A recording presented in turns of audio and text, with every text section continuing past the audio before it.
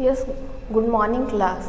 Class, in this video we discuss part 2 and chapter 5 discuss in this video, and the chapter 5 is the revolt of 1857. 1857 का जो revolt हुआ था हम उसके बारे में यहाँ डिस्कस करेंगे ये स्टूडेंट्स. तो firstly in part 1 we discuss new words and social and religious causes, and in this video in this part 2 we discuss economic causes कि क्या we discuss political causes कि क्या political causes जो रहे हैं वो हम यहाँ डिस्कस करेंगे. Yes, the discontent against the British in rule in India arose due to many political factor कि जो लोगों में डिससेटिस्फैक्शन आ रहा था या डिसकंटेंट जो आ रहा था इंडियंस में, वो किस उसका एक और जो रीज़न था. हमने सोशल एंड रिलीजियस पढ़ लिया है, इकोनॉमिक हमने पढ़ा है. अब जो यहाँ बोल रहा है पॉलिटिकल कॉज भी उन्हें कहीं ना कहीं जो इंडियंस इस वजह से भी डिससेटिस्फाई थे कि उनकी जो पॉलिटिकल जो पॉलिसीज़ थी वो जो ब्रिटिश की या अंग्रेज़ों की थी वो सही नहीं थी इंडियंस के लिए. क्या है देखिए, इरोजन ऑफ नवाब्स पावर, उन्होंने जो नवाब का जो पावर था उसे कहीं ना कहीं ख़त्म कर दिया था या बिल्कुल क्या कर दिया था, छीन लिया था नवाबों से उनका power. The power of nawab and rajas had been eroding consistently since the mid 18th century. जो नवाब थे और जो राजा थे उनके पावर को क्या कर लिया था, छीन लिया गया था. कब? Mid 18th century. 18th century के मिड में जो नवाब जो राजा थे इंडिया के अंदर क्या था, पास्ट टाइम में हम लोगों ने देखा है हिस्ट्री में आप लोग कि राजा वहाँ राज करते थे, राजाओं का शासन था. तो वो जो पावर है राजाओं से या जो नवाब जो थे उनसे उनका पावर क्या कर लिया गया था, छीन लिया गया था. अंग्रेज़ों ने उनसे उनका पावर छीन लिया था. The British resident had been station in the court of many rulers. Freedom of the ruler had been curbed. Their armed forces disbanded and their revenue and territories taken away. उन्होंने क्या कर लिया था, जो राजा थे ब्रिटिश जो residents थे उन्होंने क्या किया था, जो कोर्ट थे जो राजाओं के दरबार थे वहाँ पर जो राजाओं से उनकी जो फ्रीडम है वो छीन ली थी कि राजा अपने जो दरबार में राजा के अकॉर्डिंग काम नहीं होता था. अब जो ब्रिटिश है या जो अंग्रेज़ है उनके अकॉर्डिंग वहाँ काम होता था राजा के दरबार में. और इस तरह से उन्होंने जो रेवेन्यूज़ और टेरिटरीज की कितनी इनकम आती है उस राज्य के अंदर, राजा के पास उस टेरिटरी से कितनी इनकम आती थी, वो सारी इनकम कौन लेने लगे थे, अंग्रेज़ लेने लगे थे. और कहीं कहीं पर तो उन्होंने जो टेरिटरी मतलब जो उनके राजा का जो किंगडम था, उनका जो राज्य था उस पर खुद ने ही कब्जा कर लिया था अंग्रेज़ों ने. नेक्स्ट देखिए, Thus they had lost their authority, income as well as honor. तो इस तरह से उन्होंने जो अपना ऑथोरिटी मतलब अपना अधिकार था, ऑनर अपना सम्मान, इसके अलावा अपना जो इनकम थी वो सभी उन राजाओं ने खो दिया था. तो ये कहीं ना कहीं एक पॉलिटिकल राजनीतिक कारण था कि राजाओं से उनकी पावर छीन ली गई थी. तो उसके पास इसकी वजह से ना तो उनके पास सम्मान बचा था, ना उनके पास कोई इनकम सोर्स बचा था, ना ही उनके पास कोई अथॉरिटी अधिकार थी. तो इस तरह से जो किंग्स थे जो नवाब्स थे वो भी कहीं ना कहीं क्या थे, अगेंस्ट थे अंग्रेज़ों के. यस, फिर देखिए डिस्कर्सी टू द मुग़ल एम्परर. जो मुग़ल एम्परर थे मतलब मुग़ल शासक थे उसके खिलाफ भी वो डिस्कर्सी थे. कैसे देखिए, the company had been planning to bring the Mughal emperor to in. अब जो कंपनी जो ईस्ट इंडिया कंपनी वो क्या प्लान कर रही थी, जो मुग़ल जो शासन कर रहे थे उसको ख़त्म करने की. वो चाह रही थी कि जो मुग़ल शासन अब यहीं पे क्या हो जाए, ख़त्म हो जाए. तो वो इसके लिए प्लानिंग कर रही थी. The name of the Mughal king was remove from the coins minted by the company. अब जो उस पुराने टाइम में क्या होता था, राजा उस समय नोट नहीं चलते थे, कॉइन्स चलते थे. तो कॉइन्स के ऊपर किसके नेम लिखवाए जाते थे, जिस राजा ने कॉइन इशू किया है, सिक्का इशू किया है, उसी किंग का नेम उस कॉइन के ऊपर होता था या उसका पिक्चर होता. तो अब ये लोग क्या करने लगे थे, अंग्रेज़ की जो कॉइन्स मिंट हो रहे थे मतलब जो कॉइन्स बन रहे थे तो उन पर से उन्होंने क्या किया, राजाओं के नाम क्या कर दिए, हटवा दिए. मतलब जो रूलर्स थे उनके नेम उन्होंने क्या करना स्टार्ट कर दिया, हटवाना स्टार्ट कर दिया. यस, डिस्कस पेज नंबर 51 देखिए. Yes, Lord Dalhousie announced in 1849 that the successor to the Mughal Emperor Bahadur Shah Zafar would have to abandon the historic Red Fort and move to humbler residence at Qutb. यहाँ ये बोल रहा था, अब जो Lord Dalhousie थे अंग्रेज़ों के जो लॉर्ड थे डलहौजी, उन्होंने 1849 में अनाउंस किया, घोषणा करी कि जो मुग़ल एम्परर मतलब मुग़ल जो शासक है बहादुर शाह जफ़र, वो क्या है एबडॉन मतलब उन्होंने जो रेड फोर्ट था मतलब लाल किला, राजा जो कहाँ रहते थे, मुग़ल राजा लाल किले में रहते थे, तो उन्होंने अनाउंस किया लॉर्ड डलहौजी ने कि जो बहादुर शाह जफ़र ने क्या कर दिया है एबडॉन मतलब त्याग कर दिया है किसका, लाल किले का, और वो कहाँ गए चले गए हैं नम्रता हम्बलर मतलब नम्रता पूर्वक अपना जो रेजिडेंस है कुतुब है वहाँ वो चले गए हैं, अब वो रेड फोर्ट में नहीं। मतलब उसके कहने का ये मतलब था कि उन्होंने जो वो खुद ही राजा के पद से हट गए थे, उनका कहने का ये मीनिंग था उस लॉर्ड डलहौजी के। तो कहीं ना कहीं इस तरह से वो मुग़ल शासन को क्या कर रहे थे, ख़त्म कर रहे थे। Lord Dalhousie successor Lord Canning decided 1856 the Bahadur Shah Zafar would be the last Mughal king and after his death none of his descendants would be recognise as a king. तो लॉर्ड डलहौजी के जो बेटे हुए थे लॉर्ड कैनिंग, उन्होंने फिर 1856 में ये अनाउंसमेंट किया था, ये घोषणा करी थी कि जो बहादुर शाह जफ़र है वो लास्ट किंग थे मतलब मुग़ल एम्परर, लास्ट जो मुग़ल शासक थे वो कौन थे, बहादुर शाह जफ़र थे। उनके बाद उनका कोई भी बेटा क्या बना है, शासक नहीं बना है, मतलब कोई भी बेटा राजा नहीं बना है, ऐसी उन्होंने अनाउंसमेंट कर दी थी लॉर्ड कैनिंग ने। यस, फिर देखिए they would just be called princess, और उन्हें जो बस उन्हें क्या है वो राजकुमार थे। They wounded the sentiment of the Muslims, इस तरह से जो मुस्लिम्स थे उनकी भावना को कहीं ना कहीं आहत हुआ था, मतलब उन्हें ठेस पहुंची थी कि अब क्या रहा, कोई भी मुग़ल क्या रहा, राजा नहीं रहा, कोई भी मुग़ल शासक नहीं रहा था। तो जो मुस्लिम्स जो थे इससे काफ़ी इफेक्ट हुए थे, उन्हें काफ़ी इफेक्ट आया था। यस, फिर थर्ड पॉइंट हम लोग देखेंगे ट्रीटमेंट मेटेड आउट टू नवाब साहब, उन्होंने किस तरह से बुरा व्यवहार किया था नवाब साहिब के साथ। देखिए Lord Dalhousie refuse to give pension to Nawab Sahib, Nawab Sahib को उन्होंने पेंशन देने से क्या कर दिया था, मना कर दिया था। The adopted son of Peshwa Bajirao second this was widely resistant by the Hindus, उन्होंने क्या किया था मतलब कि जो पेशवा बाजीराव ने किया था, जो क्या थे एडॉप्टेड सन थे, तो एडॉप्टेड सन को उन्होंने क्या कर दिया था, पेंशन देने से मना कर दिया था।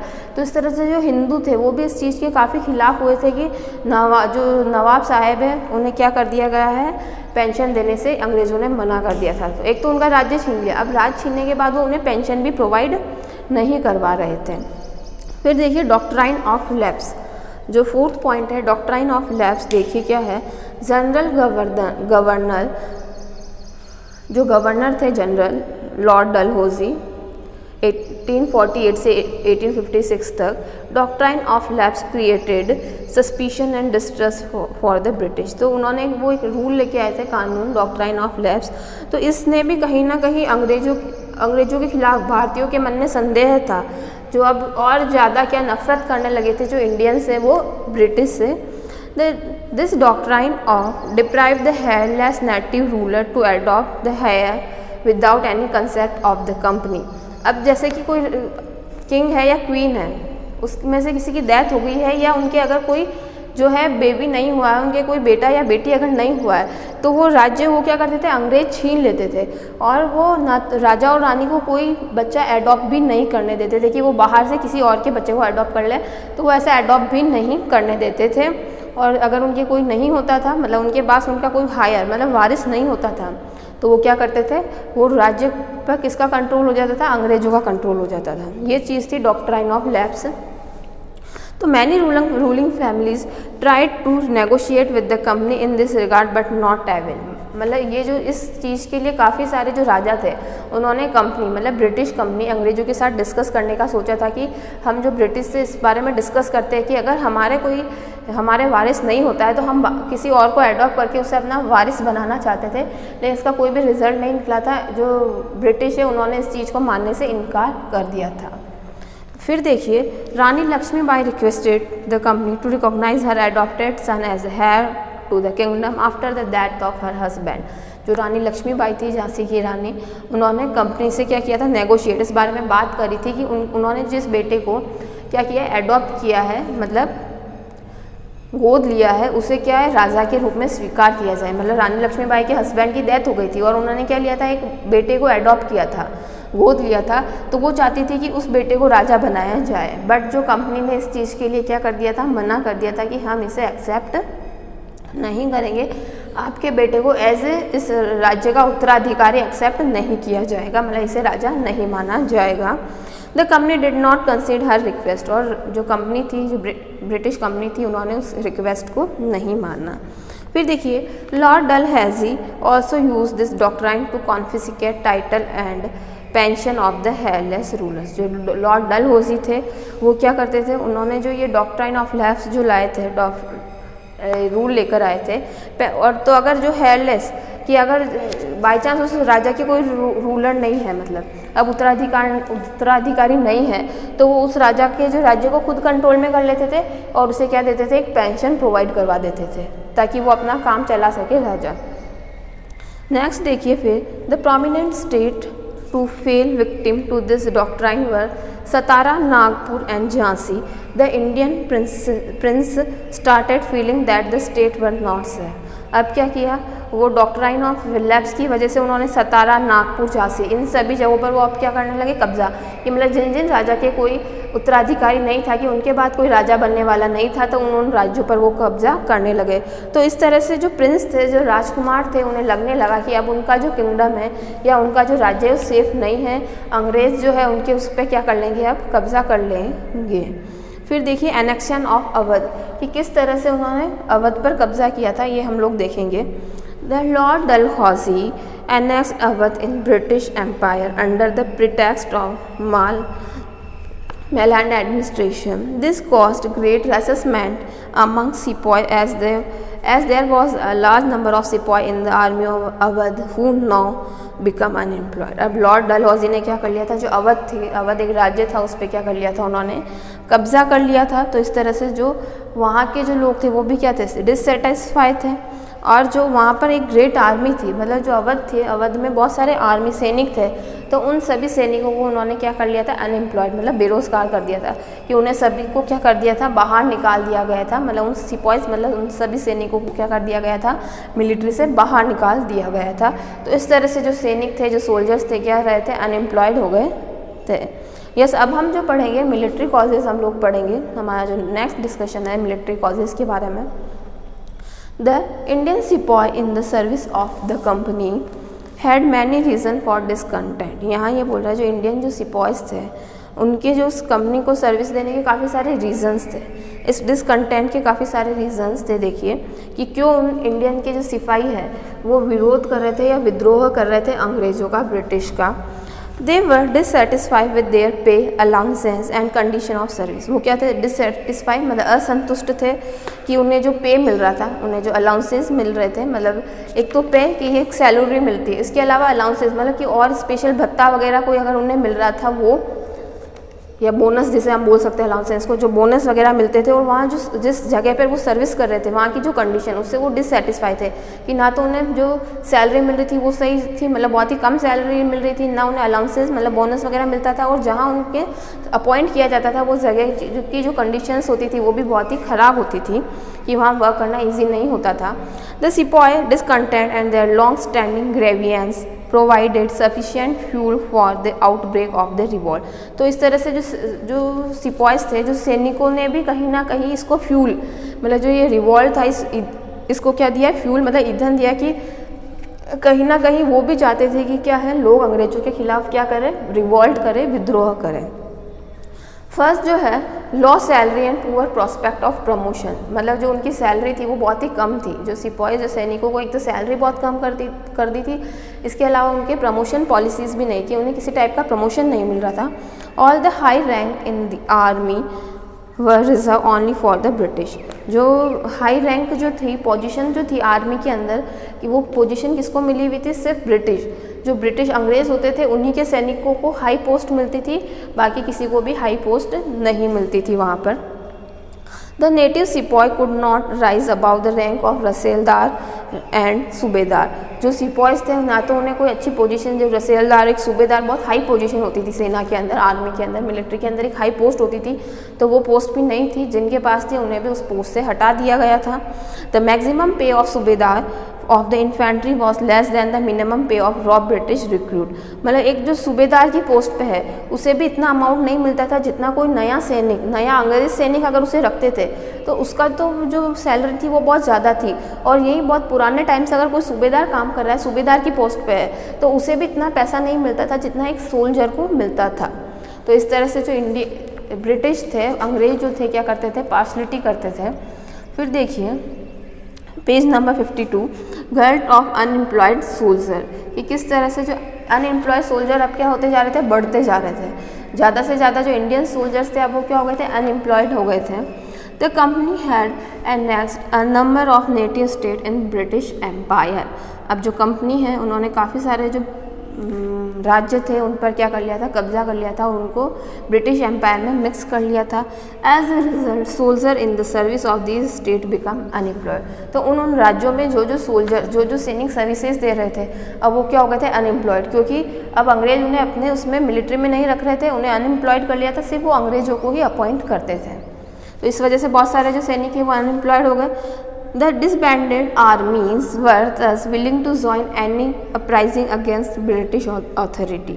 इसके अलावा यहाँ ये बोल रहा है जो डिसबैंडेड जो आर्मीज़ हैं वो विलिंगली, मतलब कोई भी अगर आर्मी को ज्वाइन करता था तो क्या होता था, सिर्फ जो अंग्रेज़ है वो ही ज्वाइन कर पा रहे थे, जो भारतीय है उन्हें वहाँ कोई भी फ़ायदा उसके अंदर नहीं मिल रहा था, मिलिट्री में अगर जॉब है तो उनकी। फिर है जनरल सर्विस इनलिस्टमेंट एक्ट, कि अब उन्होंने एक इनलिस्टमेंट मतलब भर्ती के लिए एक्ट निकाला था, जो ब्रिटिश थे उन्होंने।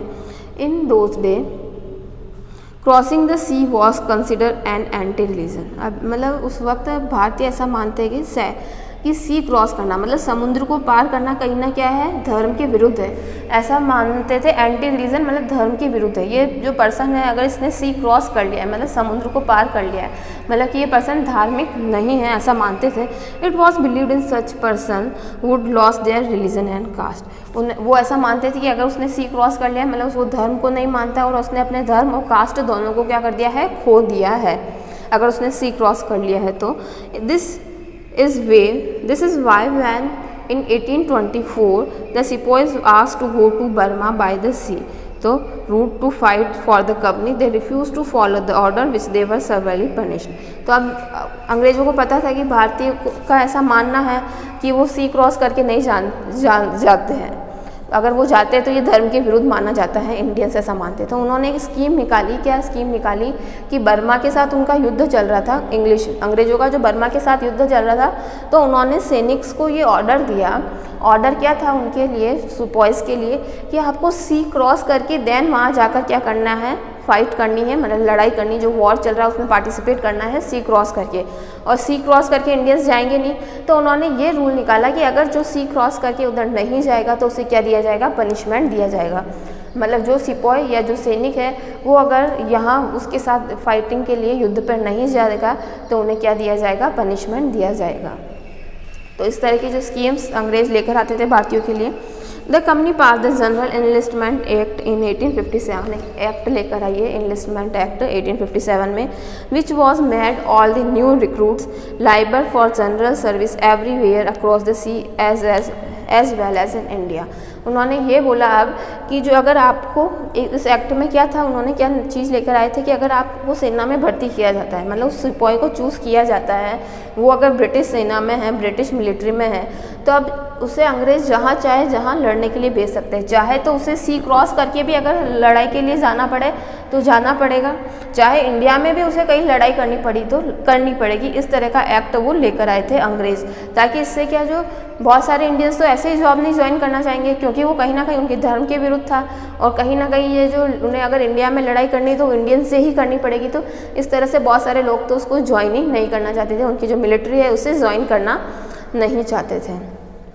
लास्ट जो अब हम पढ़ेंगे इमीडिएट कोर्स, कि इमीडिएट क्या कारण थे उस 1857 के रिवोल्ट के, वो हम यहाँ पर डिस्कस करेंगे। यस, इमीडिएट जो कॉज थे 1857 के, यस देखिए, introduction of the Enfield rifle, जो राइफल्स उस समय थी, कारतूस जो उनको जो फील्ड किया जाता था उसके बारे में यहाँ बताया हुआ कि उसकी वजह से भी क्या हुआ था, विद्रोह हुआ था। It was in such a highly charged atmosphere that the British introduce the Enfield rifle. उन्होंने एक ऐसा एटमॉस्फियर क्रिएट किया एनफील्ड राइफल वाला। क्या है देखिए, cartridges had greased paper cover whose was to bitten off before loading into the rifle. उस जो कारतूस को क्या है, राइफल में लोड करने से पहले क्या करना था, बिटन मतलब मुंह से काटना होता था। तो उस मुंह से उसको काटना पड़ता था और फिर देन वो राइफल क्या होती थी, फिल होती थी। The cartridges were reported to be greased with 12 fat of cow and pig. और जो उस पर फैट जो लगाई या ग्रीस हम समझ, एक ऑयल हम कह सकते हैं उसको, कि जो ऑयल जो लगा हुआ था वो काउ और पिग की जो फैट होती है उसका चर्बी का लगा हुआ होता। तो ऑब्वियसली लोग उसे मुंह से कैसे खोलना पसंद करेंगे या बिटन करना पसंद। Cow is care for Hindus, क्योंकि काऊ को क्या हिंदू बहुत पवित्र मानते हैं। And Muslim consider pig as unclean, और मुस्लिम्स जो पिग को क्या अनक्लीन मतलब क्लीन नहीं मानते हैं उसे। तो इस तरह से ना मुस्लिम्स और जो हिंदूज थे वो इसको क्या कहते हैं, अगेंस्ट में थे कि जो राइफल्स हैं उनमें ये फैट क्यों यूज़ कर रहे हैं। This news about the grease cartridges spread like wildfire. और ये जो कार्टिजियस में जो वो फैट यूज़ किया जा रहा था या ग्रीस यूज़ किया जा रहा था काऊ और पिग का, ये जो खबर एक आग की तरफ फैल गई थी। जिस तरह जंगल में आग बहुत ही फास्टली फैलती है, उसी तरह ये वाली जो न्यूज़ है बहुत ही फास्टली पूरे इंडिया में क्या हो गई थी, फैल गई थी। यस, तो हमने यहाँ कॉजेज अब हम पढ़े हैं। अब हम पढ़ेंगे आउटब्रेक ऑफ द रिवॉल्ट, कि जो रिवॉल्ट ये हुआ था उसका क्या आउटब्रेक था वो हम यहाँ पढ़ेंगे। Outbreak of revolt. Yes students, देखिए the feeling ran high among the sepoy station at Barrackpore. अब जो फीलिंग थी सिपॉइज मतलब जो सैनिकों के मन में, जब वो कहाँ रुके हुए थे, बैरकपुर में रुके हुए थे। ऑन 29 मार्च 1857 की ये बात है। मंगल पांडे अ ब्राह्मण सिपॉय, मंगल पांडे थे क्या, ब्राह्मण थे वो, सिपॉय सैनिक थे वो। Openly revolted and killed British officer, उन्होंने क्या कर दिया, ओपनली खुले आम क्या कर दिया, एक ब्रिटिश ऑफिसर को क्या कर दिया था, उन्होंने मार दिया था मंगल पांडे ने। He called upon his fellow sepoy to join him to die for their religion and caste. और उन्होंने बोला कि हमें, उन्होंने जो उनके सिपाही थे उनके साथ और जो सैनिक थे उन्होंने बोला कि आप भी इन अंग्रेजों को मारिए, क्योंकि कहीं ना कहीं ये हमारे कास्ट और हमारे रिलीजन को क्या कर रहे हैं, ख़त्म कर रहे हैं। तो Mangal Pandey was trial, he was executed and regiment at Barrackpore and Berhampore were disbanded. और इस तरह से फिर उन्हें क्या किया, मंगल पांडे को भी मार दिया गया बैरकपुर में, जो 190 किलोमीटर है कोलकाता से। फिर देखिए the sepoy of these 2 regiments return to their village in Awadh. और इस तरह से जो सिपॉयज थे वो क्या वापस से अपने रेजिमेंट मतलब जो सैनिकों की जो छावनी होती है जहाँ सोल्जर्स रहते हैं उसे रेजिमेंट बोलते हैं, वहाँ वापस से वो लोग आ गए थे। फिर देखिए they spread the news of Awadh, The spare of news of Greece Cartesius in way that distributed mass। और जो वो कार्टिजियस वो कारतूस में जो ग्रीस वो ऑयल जो यूज़ कर रहे थे काउ एंड पिग का, ये जो न्यूज़ है और फैलती गई। फिर देखिए in less than 2 months the story of grease cartridges spread far and wide. मतलब 2 month 2 महीनों के अंदर अंदर ये स्टोरी और क्या फैल गई, बहुत आगे फैल गई। This resulted is an open revolt of Meerut, Delhi, Kanpur and other places. और इस तरह से लोगों ने अब मेरठ में, कानपुर में, दिल्ली में लोग और भी अदर जगहों पर क्या करने लगे, वो रिवॉल्ट मतलब विद्रोह करने लगे अंग्रेजों के खिलाफ। वो विरोध शो करने लगे कि हम क्या है, अंग्रेजों के खिलाफ है। लोगों ने अब ओपनली क्या करना, रिवॉल्ट करना स्टार्ट कर दिया अंग्रेजों के खिलाफ। यह सब हम देखेंगे इवेंट एट मेरठ। ये मेरठ में जो इवेंट हुआ था उसके बारे में हम देखेंगे कि क्या घटना हुई थी, वो हम यहाँ देखेंगे।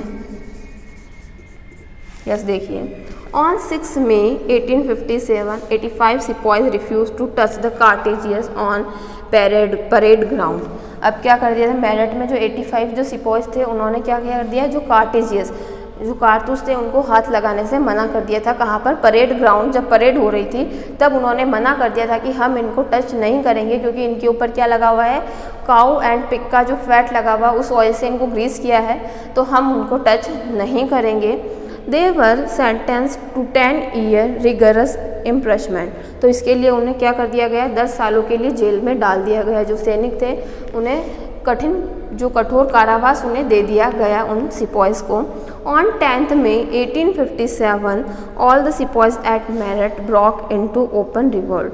बट 10 मई को क्या किया था, जो सारे सिपॉइज ने क्या कर दिया था, उस जेल को तोड़ दी थी और वो खुले में आकर क्या करने लगे थे, अंग्रेजों का विरोध करने लगे थे, अंग्रेजों पर विद्रोह वो लोग करने लगे थे खुले में आकर के। यस, फिर देखेंगे on 10 May 1857 all the sepoy at Meerut broke upon into, मतलब वो मेरठ में उन्होंने रिवॉल्ट स्टार्ट कर दिया सबसे first. They rushed to the jail and release all the prisoner, और उन्होंने सारी जेल तोड़ दी और जो भी प्रिजनर मतलब जो भी कैदी थे उन्हें सबको क्या कर दिया, बाहर निकाल दिया उन्होंने। They killed the British officers and burn their houses, उन्होंने जो अंग्रेजों के जो ऑफिसर्स थे, ब्रिटिश के जो ऑफिसर्स थे, उन्हें मार दिया और उनके घरों को जला दिया।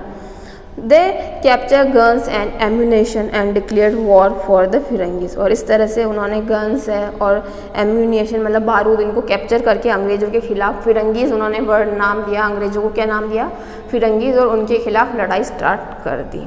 The soldier seem to be determined to bring company's rule to an end, इस तरह से जो उन्होंने डिसाइड कर लिया, जो सोल्जर्स थे उन्होंने निश्चय कर लिया, डिटरमाइन कर लिया कि अब हम क्या कर लेंगे, अंग्रेज़ों का जो राज्य है वो हम यहाँ ख़त्म करके ही रहेंगे, उन्हें अंग्रेज़ों को हम भारत से हटा कर ही रहेंगे, उन्होंने ऐसा डिसाइड किया।